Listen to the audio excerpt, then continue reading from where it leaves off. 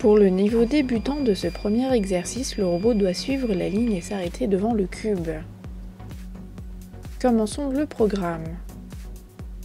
On commence par une boucle pour toujours, puis une condition si alors sinon. On va tester la distance d'un obstacle avec le capteur ultrason. Le robot s'arrête à une distance de 10 cm.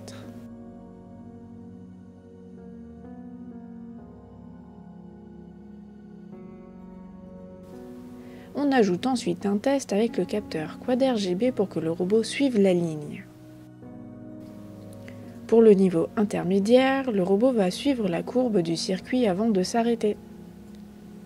En partant du programme de base, on ajoute un mouvement vers la gauche ou vers la droite si le robot sort de la ligne, c'est-à-dire si un côté du capteur ne détecte plus de ligne.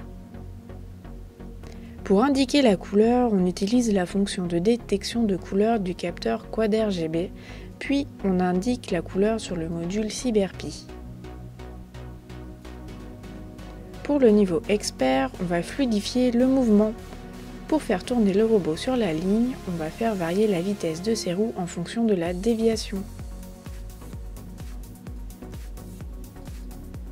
Pour aller à gauche, la roue droite doit tourner plus vite que la roue gauche.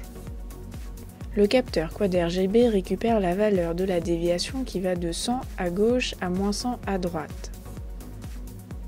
On utilise des variables pour pondérer cette valeur et ajuster la vitesse des deux roues.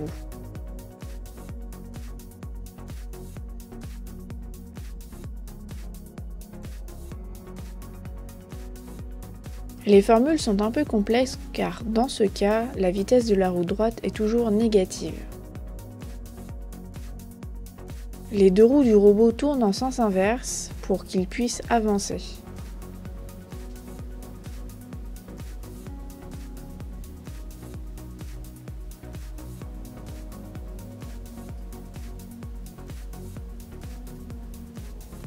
On termine par l'affichage des couleurs détectées par le capteur sur le module CyberPi.